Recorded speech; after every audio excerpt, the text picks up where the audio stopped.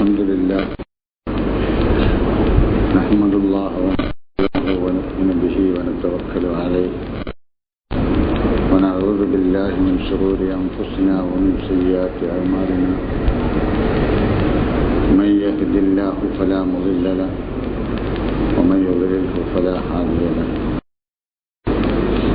أشهد أن لا إله إلا الله وحده لا شريك له وأشهد أن محمدا عبده ورسوله أرسله إلى دين الحق ليظهره على الدين كله ولو كره المشركون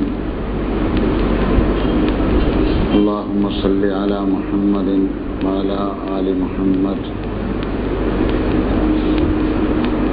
كما صليت على إبراهيم وعلى آل إبراهيم اللهم بارك على محمد وعلى آل محمد كما باركت على إبراهيم وعلى آل إبراهيم في العالمين إنك حميد مجيد إن أريد إلا الإصلاح ما استطعت وما توفيقي إلا بالله عليه توكلت وإليه أنيب أيها الناس اتقوا الله عباد الله أعوذ بالله من الشيطان الرجيم بسم الله الرحمن الرحيم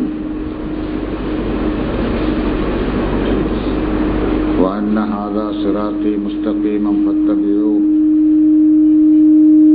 ولا تتبعوا السبل فتفرق بكم سبيله ذلكم وصاكم به لعلكم تتقون സത്യവിശ്വാസികളെ അള്ളാഹുവിന്റെ കൽപ്പനകളനുസരിച്ച് ജീവിക്കണമെന്ന് ആദ്യമായി വസിയത്ത് ചെയ്യുകയാണ്. സൂറത്തുൽ അൻആമിൽ 9 നിർദ്ദേശങ്ങൾ സമർപ്പിച്ചുകൊണ്ട് അള്ളാഹു പറയുന്ന ഒരു ആയത്താണ് നിങ്ങളെ ഞാൻ കേൾപ്പിച്ചത്. വഅന്ന ഹാദാ സിറാത്തി മുസ്തഖീമൻ, ഇതാണ് എൻ്റെ നേരായ വഴി. ഫത്തബിഊഹു, അതാണ് നിങ്ങൾ പിൻപറ്റേണ്ടത്. വലാ തത്തബിഉ സുബ്ല, വേറെ വഴികൾ നിങ്ങൾ പിൻപറ്റരുത്. അങ്ങനെ മറ്റു വഴികൾ നിങ്ങൾ പിൻപറ്റിയാൽ ഫതഫറഖ ബികും അൻ സബീലിഹി, അള്ളാഹുവിന്റെ വഴിയിൽ നിന്ന് വിട്ട് നിങ്ങൾ ഛിന്ന ഭിന്നമായി തീരും. അങ്ങനെ ആവാതിരിക്കാൻ ദാലിക്കും വസ്സാക്കും ബിഹി ലഅല്ലക്കും തത്തഖൂൻ, പടച്ചവന്റെ കൽപ്പനയനുസരിച്ച് ജീവിക്കുന്ന നല്ലവരായ മനുഷ്യരായി തീരാൻ പടച്ചതമ്പുരാൻ നിങ്ങൾക്ക് നൽകുന്ന ഒരു വസിയത്താണിത് എന്നാണ് ആ ആയത്തിൽ നമ്മെ ഓർമ്മപ്പെടുത്തുന്നത്. അതിനു മുമ്പ് പറഞ്ഞ 9 കാര്യങ്ങൾ പലതരം ആരാധനാ രീതികളും സമ്പ്രദായങ്ങളും സ്വീകരിച്ച ജനങ്ങളോട് അതൊക്കെ ഒഴിവാക്കണമെന്ന് പറഞ്ഞതിന്റെ ശേഷം അള്ളാഹു ആദരിച്ച് നിങ്ങൾക്ക് അരുളിയിട്ടുള്ള നിയമങ്ങളിലെ ഏറ്റവും മൂല്യവത്തായ കാര്യങ്ങൾ ഞാൻ നിങ്ങളെ കേൾപ്പിച്ചു തരാം. വരൂ നിങ്ങൾ. അള്ളാഹു പ്രവാചകനെ വിളിച്ചുകൊണ്ട് തന്നെ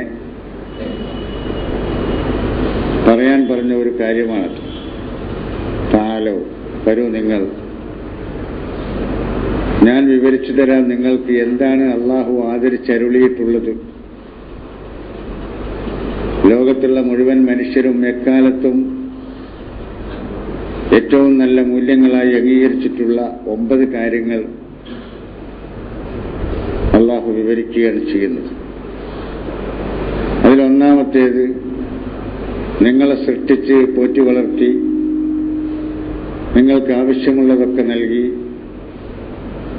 നിങ്ങൾക്ക് ഈ പ്രപഞ്ചത്തിൽ ജീവിക്കുവാൻ ആവശ്യമായ വിഭവങ്ങൾ നൽകി നിങ്ങളെ അനുഗ്രഹിച്ച രക്ഷിതാവായ അള്ളാഹുവിൽ ഒന്നിനെയും പങ്കുചേർക്കരുത്.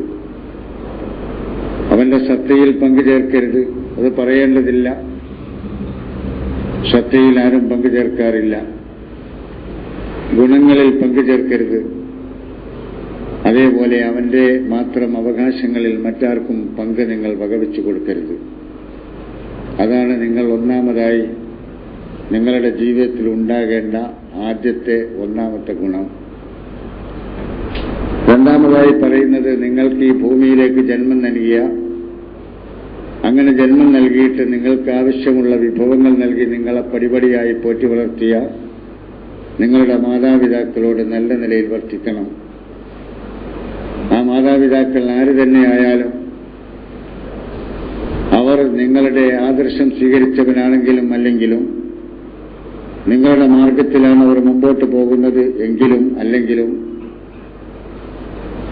നിങ്ങൾ ഇഷ്ടപ്പെട്ട ഒരു രീതിയല്ല അവർ സ്വീകരിച്ചിട്ടുള്ളത് എങ്കിൽ പോലും ലോകരക്ഷിതാവായ അള്ളാഹുവിൽ പങ്കുചേർക്കണമെന്ന് മക്കളായ നിങ്ങളെ നിർബന്ധിക്കുന്ന മാതാപിതാക്കളാണെങ്കിൽ പോലും അവരോട് നിങ്ങൾ നീതിപൂർവ്വം വർത്തിക്കണം, നല്ല നിലയിൽ വർത്തിക്കണം.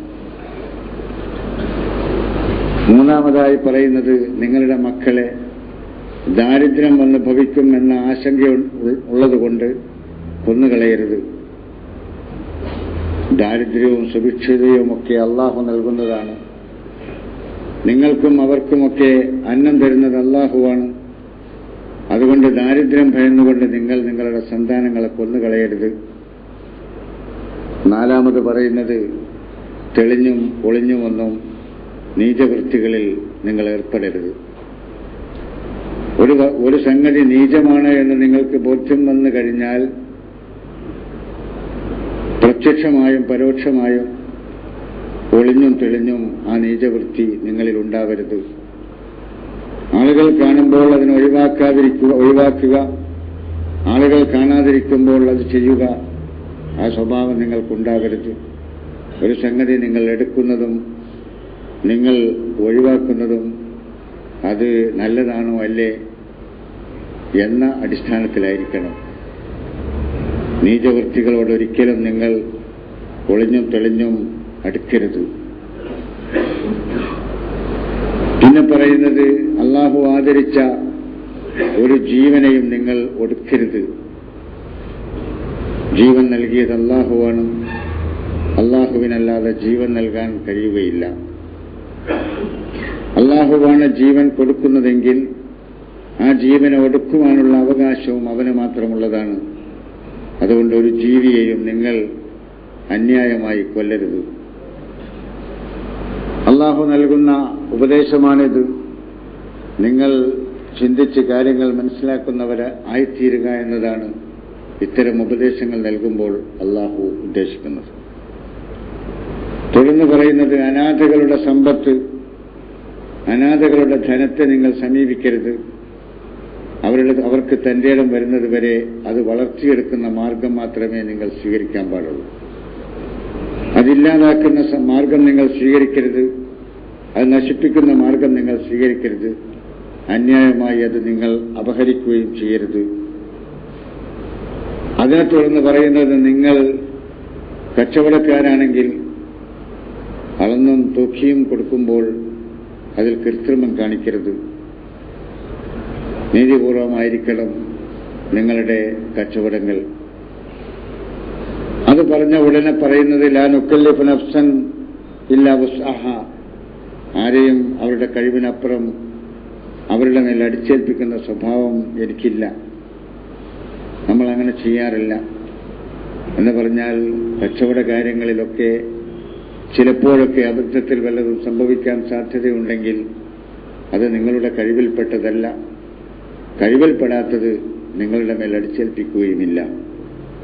നീതിപൂർവ്വം വർത്തിക്കണം, കച്ചവടം നീതിപൂർവമായിരിക്കണം എന്ന് പറയുന്ന നിങ്ങളുടെ അവസ്ഥ, നീതിയിൽ അധിഷ്ഠിതമായിരിക്കണം നിങ്ങളുടെ എല്ലാ ചലനങ്ങളും.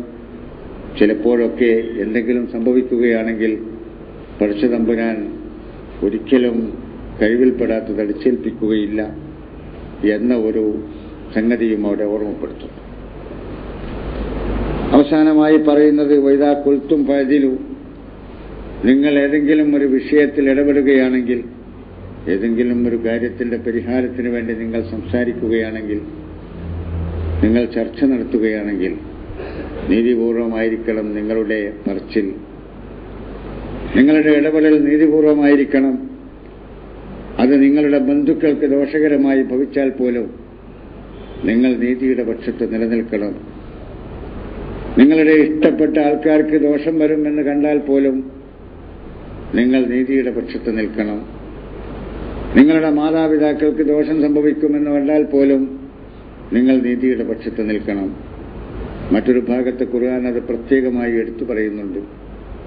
വൈദാ ഖുൽതും ഫഅദിലു വലൗ കാന ദാ ഖുർബ, ബന്ധുക്കളാണെങ്കിൽ പോലും നിങ്ങൾ ഇടപെടുന്ന വിഷയത്തിൽ നീതിപൂർവമായിരിക്കണം നിങ്ങൾ ഇടപെടേണ്ടത്.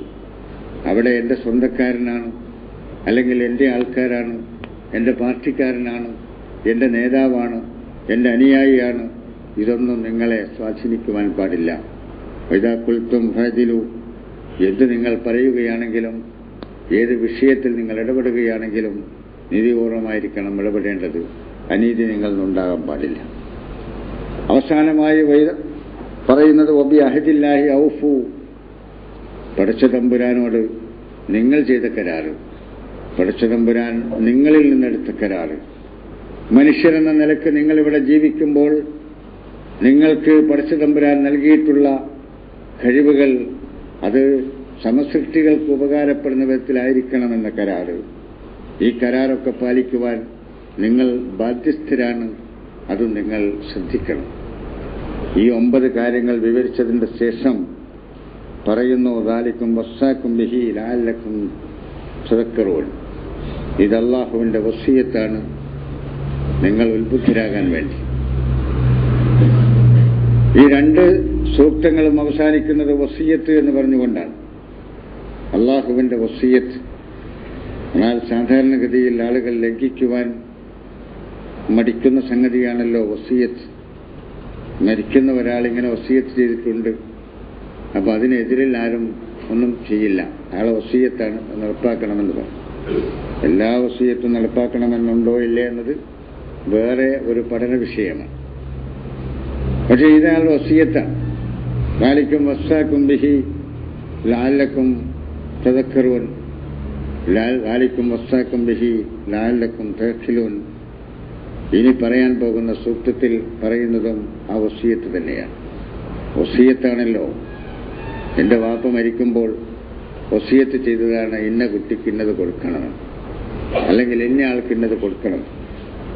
അങ്ങനെയാണ് എൻ്റെ വാപ്പയുടെ വസിയത്തെന്ന് പറഞ്ഞാൽ ഞാനത് ലംഘിക്കുകയില്ല. അപ്പോൾ വസിയത്ത് ചെയ്യുന്ന രീതിയിൽ പഠിച്ചവൻ പറയുകയാണ് നമ്മളിത് ലംഘിക്കാതിരിക്കാൻ. ലാലിക്കും വസ്സാക്കും ബിഹി ലഅല്ലക്കും തദക്കറൂൻ, ഉത്ബുദ്ധരാകാൻ വേണ്ടി അള്ളാഹു നിങ്ങൾക്ക് നൽകുന്ന വസിയത്താണിത്. ഇത് പറഞ്ഞിട്ട് പിന്നെ തുടരുന്നത് അന്ന ഹാദാ സിറാത്തി മുസ്തഖീമൻ, ഇതാണ് എൻ്റെ നേരായ വഴി. ഇതാണ് എൻ്റെ നേരായ വഴി എന്ന് പറഞ്ഞാൽ ഞാൻ നിങ്ങൾക്ക് നൽകുന്ന നേരായ വഴിയിലെ എക്കാലത്തും മാനിക്കപ്പെടുന്ന 9 ഉപദേശങ്ങളാണ് നിങ്ങളുടെ മുമ്പിൽ വെച്ചിട്ടുള്ളത്. രാജ്യം മാറാം, മനുഷ്യർ മാറാം, കാലം മാറാം, കോലങ്ങളിൽ മാറ്റങ്ങൾ വരാം. പക്ഷേ ലോകം അതിൻ്റെ തുടക്കം മുതൽ ഇന്ന് വരെയും പവിത്രമായി അംഗീകരിച്ചു പോന്നിട്ടുള്ള 9 കാര്യങ്ങൾ എടുത്തു പറയുകയാണ്. ആ 9 കാര്യങ്ങളിൽ മാത്രം ഒതുങ്ങുന്നില്ല പടച്ചതമ്പുരാന്റെ നിയമസംഹിത. ചെറുതും വലുതുമായ അടിസ്ഥാനപരവും ശാഖാപരവുമായ ഒരുപാട് നിയമങ്ങൾ പടച്ചതമ്പുരാൻ വിവിധ കാലഘട്ടങ്ങളിലായി മനുഷ്യ സമൂഹത്തിന് നൽകിയിട്ടുണ്ട്. പക്ഷേ ലോകം മുഴുവൻ അന്ന് മുതൽ ഇന്ന് വരെ, ഇനി ഈ ലോകം എത്ര കാലം നിലനിൽക്കുമോ അത്രയും കാലവും, ഈ ലോകാവസാനം വരെയും പവിത്രമായി ലോകം അംഗീകരിച്ചു പോന്നിട്ടുള്ളതും ഇനി അംഗീകരിക്കുന്നതുമായ ആ 9 ഉപദേശങ്ങൾ, 9 കാര്യങ്ങൾ, അടിസ്ഥാനങ്ങൾ ഇവിടെ നമ്മുടെ മുമ്പിൽ വെക്കുകയാണ്. ഈ അടിസ്ഥാനങ്ങളിൽ നിന്നുകൊണ്ടാണ് നിങ്ങൾ മുമ്പോട്ട് പോകുന്നതെങ്കിൽ നിങ്ങൾക്ക് എത്തേണ്ടത് എവിടെയാണോ അവിടെ എത്തിച്ചേരാൻ കഴിയും. ഈ അടിസ്ഥാനങ്ങളിൽ ഏതിലെങ്കിലും ഒന്നിൽ നിങ്ങൾ വ്യതിചലിച്ചാൽ നിങ്ങൾക്ക് എത്തേണ്ട സ്ഥാനത്ത് എത്താൻ കഴിയുകയില്ല എന്ന സൂചനയാണ് അല്ലാഹു സുബ്ഹാനഹു വ തആല ഇവിടെ നൽകുന്നത്. വഅന്ന ഹാദാ സിറാത്തി മുസ്തഖീമ, ഇതാണ് എൻ്റെ നേരായ വഴി. അള്ളാഹുവിനൊരു വഴിയുണ്ട്, ആ വഴിയാണല്ലോ നേരായ വഴി. അള്ളാഹുവിൻ്റെ വഴി അവനല്ലേ നമുക്ക് നൽകിയത്. അവൻ ആര് വഴിയാണ് നമുക്ക് ആ വഴി കാണിച്ചു തന്നത്? അവൻ പ്രത്യേകമായി തിരഞ്ഞെടുത്തിട്ടുള്ള അംബിയാ മുർസലുകൾ വഴി. അംബിയാ മുർസലുകൾ എന്ന് പറഞ്ഞാൽ പടച്ചവൻ നിയോഗിച്ചയച്ച ദൂതന്മാർ, പടച്ചവൻ തിരഞ്ഞെടുത്ത പ്രവാചകന്മാർ. അവന്റെ അടിമകളായ മനുഷ്യരിൽ നിന്ന് അവൻ തന്നെ തിരഞ്ഞെടുക്കുകയാണ് ബോധനം നൽകുവാൻ, വഹ്യ് നൽകുവാൻ. ആ വഹ്യിലൂടെയാണ് പ്രവാചകന്മാർക്ക്, ദൂതന്മാർക്ക് അല്ലാഹു നിയമങ്ങൾ നൽകിയത്. ആ നൽകിയിട്ടുള്ള നിയമങ്ങളാണ് അതാത് കാലഘട്ടങ്ങളിൽ അള്ളാഹുവിന്റെ ദൂതന്മാരും പ്രവാചകന്മാരും ജനങ്ങൾക്ക് എത്തിച്ചു കൊടുത്തത്. ആ പ്രവാചകന്മാർ എത്തിച്ചു കൊടുത്തതിന്റെ സമ്പൂർണമായ രൂപമാണ് അന്ത്യപ്രവാചകരായ മുഹമ്മദ് മുസ്തഫ അലൈഹിസ്സലാത്തു വസ്സലാം നമുക്ക് നൽകിയിട്ടുള്ളത്. അതിന്റെ പൂർണ്ണമായ രൂപം, അതിന്റെ രത്നചുരുക്കമാണ് പരിശുദ്ധ ഖുർആനിലൂടെ പടച്ച തമ്പുരാൻ ഈ ലോകത്ത് നിലനിർത്തിയിട്ടുള്ളത്. ആ നിയമങ്ങൾ, അതാണ് അള്ളാഹുവിന്റെ നിയമം. ആ നിയമങ്ങൾ അനുസരിച്ച് ജീവിക്കുക എന്നതാണ് അള്ളാഹുവിന്റെ വഴിയിൽപ്പെടുക എന്ന് പറഞ്ഞാൽ അതിന്റെ അർത്ഥം. അള്ളാഹുവിനൊരു വഴിയുണ്ട്, ആ വഴിയിലാണ് നമ്മൾ ജീവിക്കേണ്ടത്. ഇവിടെ ഒരല്പനേരം നമ്മൾ നമ്മുടെ മനസ്സിനെ നിർത്തിയിട്ട് മനസ്സിനോട് ചോദിക്കുക, അള്ളാഹുവിന്റെ വഴിയിലാണോ നമ്മളുള്ളത്? അല്ല, അള്ളാഹുവിന്റെ വഴിയിലാണോ ഈ ലോകത്ത് ജീവിക്കുന്ന മതവിഭാഗങ്ങൾ ഉള്ളത്? മോമിനുകൾ മാത്രമല്ല, മുഹമ്മദ് നബിയുടെ അനുയായികൾ മാത്രമല്ല, ഈ ലോകത്ത് ഒരുപാട് പ്രവാചകന്മാരുടെ അനുയായികളാണ് ഞങ്ങളെന്ന് അവകാശപ്പെടുന്ന, പടച്ച തമ്പുരാന്റെ ദർശനമനുസരിച്ച് ജീവിക്കാൻ ബാധ്യസ്ഥരാണ് ഞങ്ങൾ എന്ന് വിശ്വസിക്കുന്ന ഒരുപാട് വേദഗ്രന്ഥങ്ങൾ ഓരോരുത്തരും അവകാശപ്പെടുന്ന വിധത്തിൽ അവരവരുടെ കയ്യിലുണ്ട് എന്ന് പറയുന്ന മതവിഭാഗങ്ങൾ യഥാർത്ഥത്തിൽ അവരെ സൃഷ്ടിച്ച, അവരെ പോറ്റി വളർത്തുന്ന, അവരുടെ ഉടമസ്ഥനായ, അവർക്ക് വെളിച്ചം നൽകിയ, അവർക്ക് ശ്വസിക്കുവാൻ വായു നൽകിയ, ഓക്സിജൻ നൽകിയ പടച്ച തമ്പുരാന്റെ വഴിയിലാണോ? മുഅ്മിനുകളെ, നമ്മൾ അല്ലാഹുവിന്റെ വഴിയിലാണോ? അല്ല, ജൂതന്മാരെ, ക്രിസ്ത്യാനികളെ, അതേപോലെ വേദത്തിന്റെ ആൾക്കാരെന്ന് അവകാശപ്പെടുന്ന ഹൈന്ദവരെ, അല്ല ബുദ്ധരെ, ഇനി ലോകത്ത് ഏതെല്ലാം അവാന്തര വിഭാഗത്തിൽപ്പെട്ട മതക്കാരുണ്ടോ അവരെയൊക്കെ വിളിച്ചിട്ട് നമുക്ക് ചോദിക്കാം, നിങ്ങൾക്ക് ലഭിച്ചിട്ടുള്ള വേദഗ്രന്ഥങ്ങളുടെ അടിസ്ഥാനത്തിൽ ജീവിക്കുന്നവരാണോ? മുഅ്മിനുകളെ, നിങ്ങൾ ജീവിക്കുന്നത് ഖുർആനിന്റെ വെളിച്ചം സ്വീകരിച്ചുകൊണ്ടാണോ? അല്ലാഹു നിങ്ങൾക്ക് ഖുർആനിൽ ഒരുപാട് നിയമങ്ങൾ നൽകിയിട്ടുണ്ടല്ലോ, ആ നിയമങ്ങളാണോ നിങ്ങളുടെ ജീവിതത്തിൽ നിങ്ങൾ നടപ്പാക്കുന്നത്? പള്ളികളിൽ നമ്മൾ വരുമ്പോൾ പള്ളികളിലെ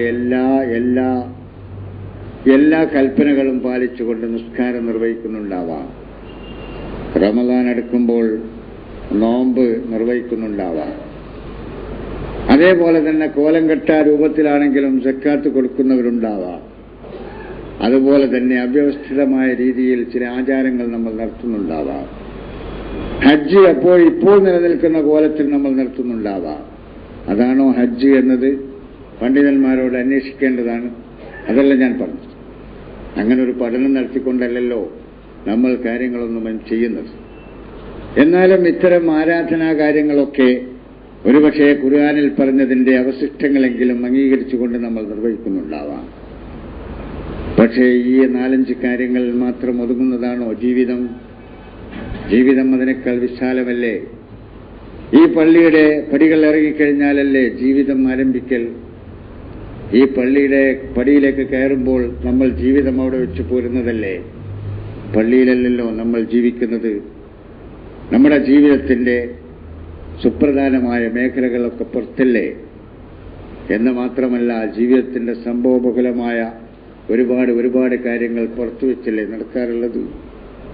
നമ്മുടെ ഓഫീസുകളിൽ നാം ഒരു ഓഫീസിലെ ജോലിക്കാരനാണെങ്കിൽ അവിടെ ഖുർആനിന്റെ നിയമങ്ങൾ നമ്മൾ പാലിക്കാറുണ്ടോ? ഒരു കച്ചവടക്കാരനാണെങ്കിൽ കച്ചവടം നിർവഹിക്കേണ്ടത് എങ്ങനെയാണെന്ന് പരിശുദ്ധ ഖുർആനിൽ പറഞ്ഞ നിയമങ്ങൾ പരിശോധിക്കാറുണ്ടോ? അതേപോലെ കർമ്മജീവിതത്തിന്റെ സുപ്രധാനമായ മേഖലകളിലേക്ക് കടന്നു ചെല്ലുമ്പോൾ എങ്ങനെയാണ് നമ്മൾ നിർവഹിക്കേണ്ടതെന്ന് ഖുർആനിന് നിർദ്ദേശമുണ്ടല്ലോ, നമ്മളത് പരിശോധിക്കാറുണ്ടോ? നമ്മുടെ സാമ്പത്തിക ബന്ധങ്ങൾ, അതേപോലെ നമ്മുടെ രാഷ്ട്രീയ ബന്ധങ്ങൾ, ഇനി ജീവിതത്തിന്റെ ഏതെല്ലാം മേഖലകളുണ്ടോ, ചലനാത്മകമായ മേഖലകൾ, ചലിച്ചുകൊണ്ടിരിക്കുന്ന മേഖലകൾ, ആ മേഖലകളിൽ പടച്ചതമ്പുരാന്റെ നിയമങ്ങൾ എന്താണ് എന്ന് നമ്മൾ പരിശോധിക്കാറുണ്ടോ? നമ്മൾ പരിശോധിക്കാറില്ല. ഇനി അപ്പുറത്തുണ്ടല്ലോ നമ്മളെക്കാൾ മഹാഭൂരിപക്ഷം എന്ന് പറയുന്ന ക്രിസ്ത്യാനികൾ എന്ന് പറയുന്ന ഒരു വിഭാഗം. അവരവകാശപ്പെടുന്നു ഞങ്ങൾ ഇഞ്ചീലിന്റെ ആൾക്കാരാണ്. ഇഞ്ചീലിന്റെ ആൾക്കാരാണെന്ന് ഇപ്പോഴവർ പറയുന്നില്ലെങ്കിലും അവകാശവാദം ഉന്നയിക്കാറുണ്ട്. ഞങ്ങൾ ബൈബിൾ എന്നാണ്, വിശുദ്ധ ഗ്രന്ഥം ബൈബിൾ എന്നാണ് അവർ പറയാറ്. ആയിക്കോട്ടെ, ബൈബിൾ ഇഞ്ചീലിന്റെ രൂപമാണെങ്കിൽ, ഇഞ്ചീലിന്റെ തനിപ്പകർപ്പാണെങ്കിൽ നമുക്ക് സ്വാഗതം ചെയ്യാം. അല്ല എന്നത് അവർക്കും അറിയാം, നമുക്കും അറിയാം. എങ്കിലും പടച്ചതമ്പുരാൻ ഇറക്കിക്കൊടുത്ത ഇഞ്ചീൽ അനുസരിച്ചാണോ ലോകത്തുള്ള ക്രിസ്ത്യാനികൾ ജീവിക്കുന്നത്? ആ ഇഞ്ചീലിൽ പറഞ്ഞതുപോലെയാണോ അവരുടെ ജീവിതം മുമ്പോട്ട് കൊണ്ടുപോയിക്കൊണ്ടിരുന്നത്, ഇപ്പോൾ കൊണ്ടുപോയിക്കൊണ്ടിരിക്കുന്നത്? അവർക്കങ്ങനെ ഒരു ചിന്തയുണ്ടോ? അള്ളാഹുവിന്റെ വേദഗ്രന്ഥമായ, അള്ളാഹുവിന്റെ കിതാബായ, നിയമസംഹിതയായ ഇഞ്ചീലനുസരിച്ച് ജീവിക്കുന്നവരാണ് അവരെങ്കിൽ അവര് ലോകത്ത് അക്രമം ചെയ്യുമോ? ലോകത്ത് മറ്റു രാജ്യങ്ങളിലേക്ക് അന്യായമായി കടന്നു ചെല്ലുമോ? അതേപോലെ തന്നെ മറ്റു രാജ്യങ്ങൾ കീഴടക്കുകയും പിടിച്ചെടുക്കുകയും ചെയ്യുമോ? ലോകം അംഗീകരിച്ച എല്ലാ നിയമങ്ങളും തള്ളിക്കളഞ്ഞുകൊണ്ട് അവരുടെ താൽപര്യത്തിന് വിരുദ്ധമാണ് ആ രാജ്യത്തുള്ള ആളുകൾ അല്ലെങ്കിൽ ആ രാജ്യ ഭരണാധികാരികൾ പോകുന്നത്, ആ രാജ്യം ഭരിച്ചുകൊണ്ടിരിക്കുന്നവർ പോകുന്നത്, അത് ഞങ്ങൾക്ക് അപകടമാണെന്ന് പറഞ്ഞുകൊണ്ട് അന്യരുടെ രാജ്യത്തേക്ക് കടന്നു ചെല്ലുവാൻ ഇഞ്ചീലനുസരിച്ച് ജീവിക്കുന്നവർക്ക് സാധ്യമാണോ? അപരാധം ചെയ്തിട്ടില്ലാത്ത പിഞ്ചോമന കുഞ്ഞുങ്ങളെ ചുട്ടരിക്കുവാൻ ഇഞ്ചീലിന്റെ ആൾക്കാർക്ക് സാധിക്കുമോ? തൗറാത്തിന്റെ ആളുകൾ തൗറാത്തിന്റെ അനുസരിച്ച് ജീവിക്കുകയാണെങ്കിൽ തൗറാത്തിൽ എവിടെയെങ്കിലും ഈ അക്രമം ചെയ്യാൻ പറഞ്ഞിട്ടുണ്ടോ? എന്നിട്ടും അവരവകാശപ്പെടുന്നു ഞങ്ങൾ തൗറാത്തിന്റെ ആൾക്കാരാണ്, ഞങ്ങൾ ഇഞ്ചീലിന്റെ ആൾക്കാരാണ്. നമ്മൾ അവകാശപ്പെടുന്നു ഞങ്ങൾ ഖുർആനിന്റെ ആൾക്കാരാണെന്ന്. ഖുർആൻ പറഞ്ഞല്ലോ, അവരെ നിരൂപണം ചെയ്തുകൊണ്ട് അവർ തൗറാത്ത് അതേപോലെ ഇഞ്ചീലും സ്ഥാപിച്ച് നടപ്പിലാക്കുവാൻ സന്നദ്ധരായിരുന്നുവെങ്കിൽ അവർക്ക് ലോകത്ത് ദാരിദ്ര്യം അനുഭവിക്കേണ്ടി വരുമായിരുന്നില്ല. നമ്മളോടും ഖുർആനിന്റെ ശബ്ദമില്ലാത്ത വാക്ക് അല്ലെങ്കിൽ ശബ്ദമില്ലാത്ത രീതിയിൽ ഖുർആൻ നമ്മളോടും പറയുന്നില്ലേ, നിങ്ങൾ ഖുർആൻ നടപ്പിലാക്കുവാൻ, അതേപോലെ പ്രവാചകൻ മുഹമ്മദ് മുസ്തഫ സല്ലല്ലാഹു അലൈഹി വസല്ലമയുടെയും മുൻകഴിഞ്ഞു പോയ അംബിയാ മുർസലുകളുടെയും ചര്യകൾ നടപ്പിലാക്കുവാൻ നിങ്ങൾ സന്നദ്ധരായിരുന്നുവെങ്കിൽ നിങ്ങൾക്ക് ദാരിദ്ര്യം അനുഭവിക്കേണ്ടി വരുമായിരുന്നില്ല. നിങ്ങൾക്ക് യഥേഷ്ടം സുഭിക്ഷമായി ലോകത്ത് അള്ളാഹുവിന്റെ അനുഗ്രഹങ്ങൾ ആസ്വദിച്ചുകൊണ്ട് ജീവിക്കാൻ കഴിയുമായിരുന്നു എന്ന് നമ്മളോടും ഖുർആൻ പറയുന്നില്ലേ? നമ്മൾ അങ്ങോട്ട് തിരിഞ്ഞു നോക്കിയിട്ടുണ്ടോ? അല്ല, തിരിഞ്ഞു നോക്കിയിട്ടില്ല എന്നത് അംഗീകരിച്ചുകൊണ്ട് തന്നെ തിരിഞ്ഞു നോക്കണമെന്ന് നമുക്ക് ആഗ്രഹമുണ്ടോ? നമ്മുടെ കർമ്മജീവിതത്തിന്റെ ചലനാത്മകമായ മേഖലകളിൽ പടച്ചതമ്പുരാൻ നൽകിയിട്ടുള്ള നിർദ്ദേശങ്ങൾ എന്താണ്? അള്ളാഹുവിന്റെ അംബിയാ മുർസലുകൾ ഈ ലോകത്ത് സ്ഥാപിച്ച് കാണിച്ചു തന്നിട്ടുള്ള മാർഗം ഏതാണ് എന്നതിനെക്കുറിച്ചൊന്ന് തിരിഞ്ഞു നോക്കാനുള്ള സന്മനസ്, നല്ല മനസ്സ് നമുക്ക് നിലനിൽക്കുന്നുണ്ടോ എന്ന് നമ്മുടെ മനസ്സാക്ഷിയോട് നമ്മൾ ചോദിക്കേണ്ടതാണ്. നമ്മൾ അതിന് വന്നവരല്ലേ? നമ്മളതല്ലേ അള്ളാഹുവിനോട് ചോദിക്കുന്നത്?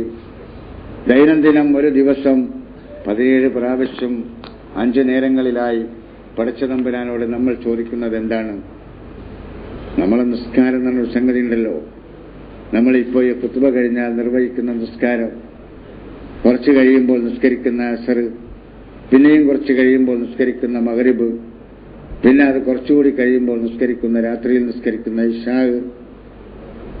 അതേപോലെ ഉറങ്ങി എഴുന്നേറ്റ് ഈ ഭൂമിയിലെ ആരുമായും ബന്ധപ്പെടുന്നതിന് മുമ്പ് ശരീരശുദ്ധി വരുത്തി, അംഗശുദ്ധി വരുത്തി ലോകരക്ഷിതാവായ അള്ളാഹുവിന്റെ മുമ്പിൽ നമ്മൾ നിർവഹിക്കുന്ന സുബ്ഹി നമസ്കാരം, ഫജ്ർ നമസ്കാരം എന്താ? ആ നമസ്കാരത്തിന്റെ ആകത്തുക എന്താണ്? എന്താണതിലുള്ളത് നമ്മൾ ചിന്തിച്ചിട്ടുണ്ടോ? ആകെ പടച്ചതമ്പുരാനെ വാഴ്ത്തിയതിന് ശേഷം പടച്ചതമ്പുരാന്റെ മുമ്പിൽ വളരെ ബലിഷ്ഠമായ ഒരു ഉടമ്പടി നടത്തി. അതിന്റെ ശേഷം അള്ളാഹുവിന്റെ മുമ്പിൽ നമ്മൾ ഒരപേക്ഷ സമർപ്പിക്കുകയാണ് ചെയ്യുന്നത്. അതാണല്ലോ സൂറത്തുൽ ഫാത്തിഹ. ഒരു ഖുത്ബയിൽ വിശദീകരിക്കുവാൻ സമയമില്ലാത്തതുകൊണ്ട് സൂചന മാത്രം നൽകുകയാണ്. അതിലെ സൂറത്തുൽ ഫാത്തിഹ അള്ളാഹുവിനെ വാഴ്ത്തി, പിന്നെ പടച്ച തമ്പുരാനോട് നേർക്ക് നേരെ നിനക്ക് മാത്രമേ ഞങ്ങൾ വഴിപ്പെടുന്നുള്ളൂ, നിന്നോട് മാത്രമേ ഞങ്ങൾ സഹായം ചോദിക്കുന്നുള്ളൂ എന്ന ഒരു പ്രതിജ്ഞ എടുത്തുകൊണ്ട് അള്ളാഹുവിന്റെ മുമ്പിൽ ഒരു അപേക്ഷ സമർപ്പിക്കുന്നില്ലേ? ആ അപേക്ഷയാണല്ലോ, പടച്ചവനെ നിന്റെ ദർശനമനുസരിച്ച് ജീവിക്കുവാനുള്ള അവസരം എനിക്ക് നൽകണമേ എന്നത്. ഇഹ്ദിന സിറാത്തുൽ മുസ്തഖീം, നേരായ വഴിയിൽ ഞങ്ങളെ നയിക്കണമേ. ഏതാണ് നേരായ വഴി? ഇവിടെ പറഞ്ഞില്ലേ, വാന്ന ഹാദാ സിറാത്തി മുസ്തഖീമ, ഇതാണ് എന്റെ നേരായ വഴി. അള്ളാഹു പറഞ്ഞ ഈ നേരായ വഴി, ഇഹ്ദിന സിറാത്തുൽ മുസ്തഖീം, ആ നേരായ വഴിയിൽ ഞങ്ങളെ നയിക്കണമേ എന്ന് അള്ളാഹുവിനോട് നമ്മൾ ഒരപേക്ഷാ രൂപത്തിൽ പറഞ്ഞില്ലേ? സുബഹി നമസ്കാരത്തിൽ 2 പ്രാവശ്യം പറഞ്ഞില്ലേ? സുന്നത്ത് നിസ്കാരം മാറ്റി നിർത്തിക്കൊണ്ട് ഫർള് നമസ്കാരം തന്നെ സാധാരണഗതിയിൽ കസ്റാക്കുന്നില്ലെങ്കിൽ 17 പ്രാവശ്യം നമ്മൾ ഈ അപേക്ഷ സമർപ്പിക്കുന്നില്ലേ? എന്നിട്ട് നമ്മൾ ആ വഴിയിലാണോ? ഇഹ്ദിന സിറാത്തുൽ മുസ്തഖീം, നിന്റെ നേരായ വഴിയിൽ ഞങ്ങളെ നയിക്കണമേ എന്ന് പടച്ചതമ്പുരാനോട് സുബഹി നമസ്കരിച്ചപ്പോൾ നമ്മൾ പറഞ്ഞില്ലേ? നമ്മൾ അള്ളാഹുവിന്റെ മുമ്പിൽ ഒരു അപേക്ഷ സമർപ്പിച്ചില്ലേ ഇന്ന് സുബഹിക്ക്? എന്നിട്ട് സുബഹി കഴിഞ്ഞ മണിക്കൂറുകൾ കഴിഞ്ഞു. ആ മണിക്കൂറുകൾ നീണ്ടുനിന്ന നമ്മുടെ ജീവിതത്തിന്റെ ചലനാത്മകമായ മേഖലയിൽ പടച്ചതമ്പുരാന്റെ സന്മാർഗത്തെക്കുറിച്ച് നമ്മൾ അന്വേഷിച്ചോ? നമ്മൾ ചോദിച്ചോ അള്ളാഹിനോട് ഇത് തരണം? എന്നിട്ട് ആ ചോദിച്ച് ഇങ്ങോട്ട് പുറത്തിറങ്ങിയിട്ട് ആ നിയമം എന്താണ്, പടച്ചവനെ നിന്റെ സന്മാർഗം ഏതാണ് എന്ന് അന്വേഷിക്കുവാനുള്ള സന്മനസ് നമ്മൾ കാണിച്ചുവോ? ഇല്ലല്ലോ. നമ്മുടെ മനസ്സിലത് വന്നില്ല. നമ്മൾ പിന്നെ മറ്റുള്ളവരുടെ വഴിയിലല്ലേ പോയത്. ആരുടെ വഴിയാണത്? സന്മാർഗം ആരുടേതാണ് എന്ന് അള്ളാഹു പറഞ്ഞല്ലോ. സിറാത്തല്ലദീന അൻഅംത അലൈഹിം, നീ ആരെയാണോ അനുഗ്രഹിച്ചത് അവരുടെ വഴിയാണ് ഞങ്ങൾ നിന്നോട് ചോദിക്കുന്നത്. ആരെയാണ് അള്ളാഹു അനുഗ്രഹിച്ചത്? അള്ളാഹുവിന്റെ അംബിയാ മുർസലുകളെ, അതേപോലെ തന്നെ അള്ളാഹുവിന്റെ ദീനിന് സാക്ഷ്യം വഹിച്ചവരെ, അതേപോലെ തന്നെ സത്യസന്ധരായി ജീവിച്ച മനുഷ്യരെ, അതിനപ്പുറം സൽജനങ്ങളായി ജീവിച്ചുകൊണ്ടിരിക്കുന്നവരെ, അവരുടെ വഴിയാണ് നമ്മൾ ചോദിക്കുന്നത്.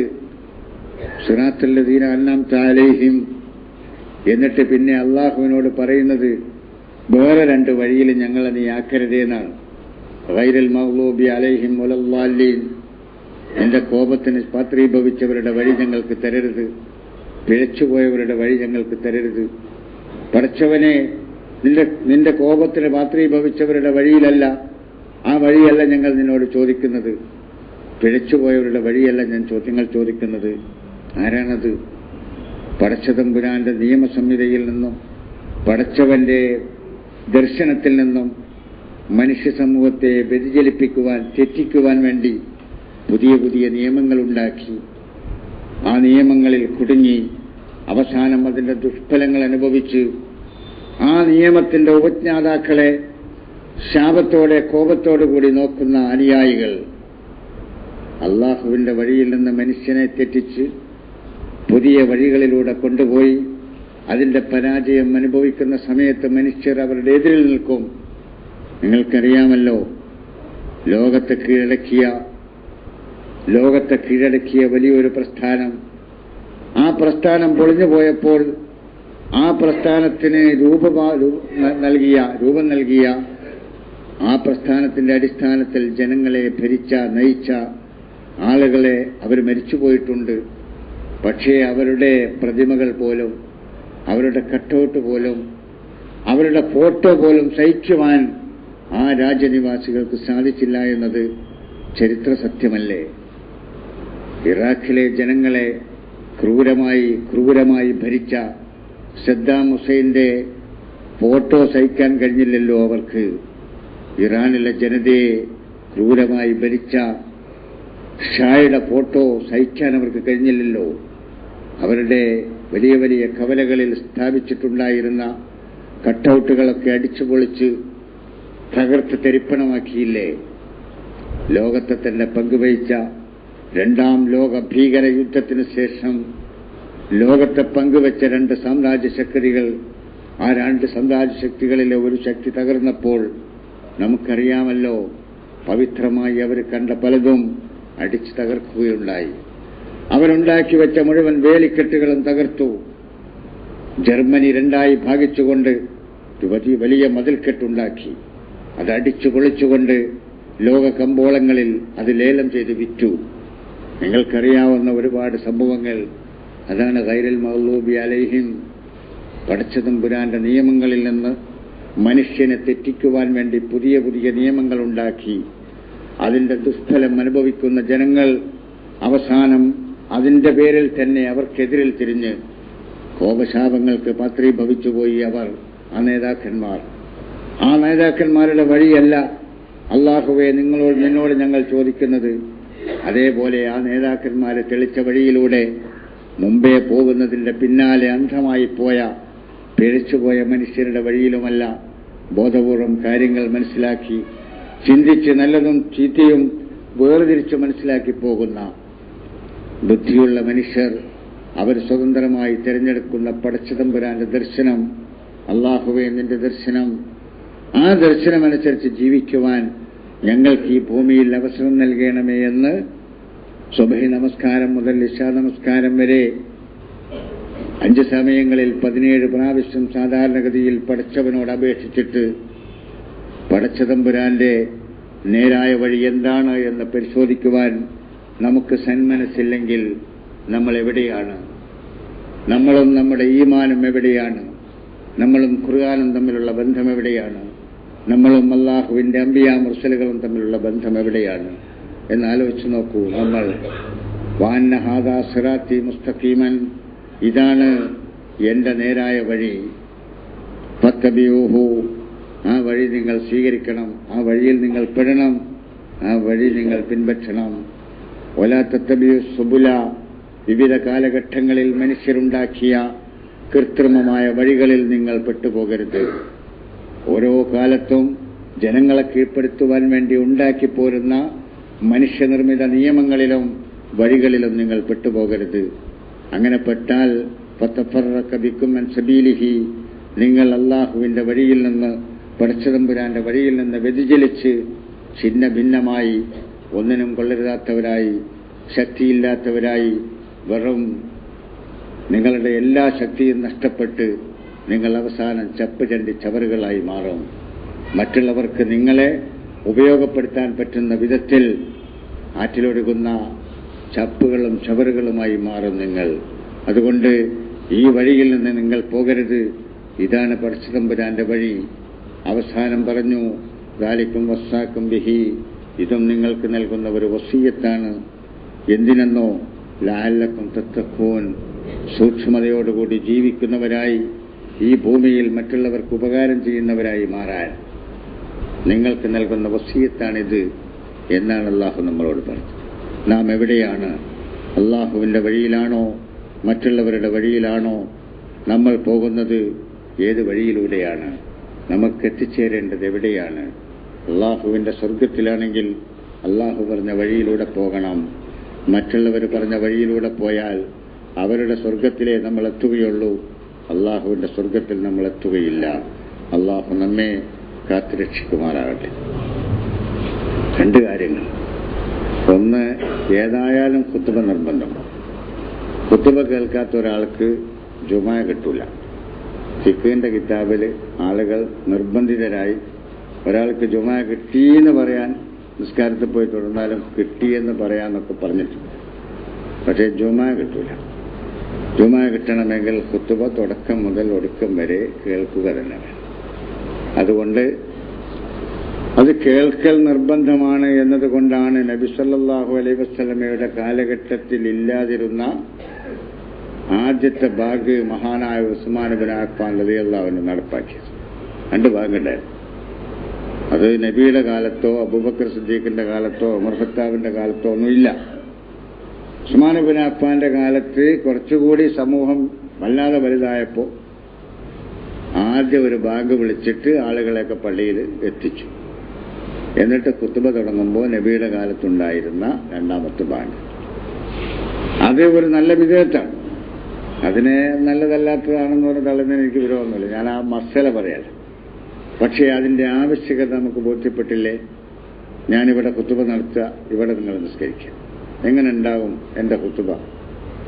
നിസ്കരിക്കുന്ന സമയത്ത് ഖുർആൻ ഓതാൻ പാടില്ല. നിസ്കാരത്തിന് വസ്വാസുണ്ടാകുന്ന വിധത്തിൽ ഖുർആൻ ഒച്ചത്തിൽ ഓതാൻ പാടില്ല. ഉറങ്ങുന്ന ആളെ ശല്യപ്പെടുത്തുന്ന വിധത്തിൽ ഖുർആൻ ഓതാൻ പാടില്ല. നിസ്കരിക്കുന്ന ആളെ ശല്യപ്പെടുത്തുന്ന വിധത്തിൽ ഖുർആൻ ഓതാൻ പാടില്ല. ഞാൻ ഖുർആനല്ല ഓതുക, ഞാൻ ഇവിടെ മലയാളത്തിൽ വർത്താനം പറയും. നിങ്ങൾ ഇവിടുന്ന് ഇങ്ങനെ നിസ്കരിച്ചാൽ എങ്ങനെ ഉണ്ടാവും എന്റെ സംസാരം? എത്രമാത്രം അസ്വസ്ഥനാവും ഞാൻ എന്ന് മാത്രമല്ല, ഞാൻ എത്ര വലിയ കുറ്റക്കാരനാവും. ഞാനെന്നല്ല, ഇവിടെ ഏത് ഖത്തീബായാലും അദ്ദേഹം കുറ്റക്കാരനാവുകയല്ലേ? നിർബന്ധിതനാണല്ലോ അദ്ദേഹം കുറ്റക്കാരനാകാൻ. കാരണങ്ങൾ ഓരോരുത്തരും വന്നിട്ട് നിസ്കരിക്കണായത്തൊക്കെ നിർത്താൻ പറ്റും, ഒക്കെ അത് നിർത്തി തരാൻ പറ്റും. അപ്പോൾ ഒന്നുകിൽ ഖുത്ബ തുടങ്ങിയിട്ട് പിന്നെ കയറി വരികയാണെങ്കിൽ പടച്ചോനെ വിചാരിച്ച് ഒന്നുകിൽ നിസ്കരിക്കാതിരിക്കും, അല്ലെങ്കിൽ ഖത്തീബിന്റെ നേരെ മുമ്പിൽ നിസ്കരിക്കാതെ മാറി ഇവിടെ പള്ളിയിൽ സ്ഥലം വന്നിരിക്കാറില്ല, എവിടെയെങ്കിലും നിസ്കരിക്കും. അല്ലെങ്കിൽ അതിന് വേണ്ടാന്ന്. അതുകൊണ്ട് വലിയ കുഴപ്പമൊന്നുമില്ല. ഖുത്ബ നടക്കുമ്പോൾ അൻസിത്ത്, മിണ്ടല്ലേ എന്ന് ഒരാൾ മറ്റൊരാളോട് പറഞ്ഞാൽ ആ പറയുന്ന ആളുടെ ഒച്ചുണ്ടാക്കിയ ഒരാളോട് മിണ്ടല്ലേ എന്ന് പറയുകയാണെങ്കിൽ അയാളുടെ ഖുത്ബയും പാഴായി എന്നാണ് നബി പറഞ്ഞത്. ഇദാ ഖുൽത ലി സാഹിബിക അൻസിത്ത് വൽ ഇമാമു യഖ്തുബു ഫഖദ് ലഗൗത്. ഇമാമ് ഖുത്ബ നടത്തിക്കൊണ്ടിരിക്കുമ്പോൾ വേറൊരാൾ സംസാരിക്കുമ്പോൾ മിണ്ടാതിരിക്കുക എന്ന് പറഞ്ഞാൽ സംസാരിക്കുന്നവന്റെ മാത്രമല്ല, അവനോട് മിണ്ടാതിരിക്കുക എന്ന് പറഞ്ഞവന്റെ ഖുത്ബയും പാഴായി. രണ്ട് ഹദീസുകൾ ആ വിഷയത്തിലുണ്ട്. അപ്പോൾ മിണ്ടരുത് എന്ന് പോലും പറയാൻ പാടില്ലാതെ നിശബ്ദമായി കേൾക്കേണ്ട ഖുത്ബയിൽ മനുഷ്യന് രണ്ട് ഹൃദയം കൊടുത്തിട്ടില്ലല്ലോ. നിസ്കരിക്കുമ്പോൾ പടച്ചവനോട് വർത്താനം പറയണ ഖുത്ബ കേൾക്കാൻ പറ്റുമോ? അള്ളാഹിനോടാണ് ഈ പറയുന്നത്. അപ്പോൾ ഖുത്ബ കേൾക്കാൻ പറ്റുമോ? അപ്പോൾ ഖുത്ബയും കേൾക്കണില്ല, നിസ്കാരവും ശരിയാവില്ല. അങ്ങനെ വേണോ നമുക്കൊരു നിസ്കാരം? അത് നിങ്ങൾ വേറെ ആലോചിക്കണം. നിസ്കരിക്കാൻ പാടുണ്ടോ ഇല്ലേ, അതിങ്ങനെ കേട്ടി നിസ്കരിക്കരുതെന്ന് പറഞ്ഞാൽ അങ്ങനെയൊന്നും മസ്തലല്ലേ ഞാനീ പറയുന്നത്. ഇതൊരു യാഥാർത്ഥ്യം.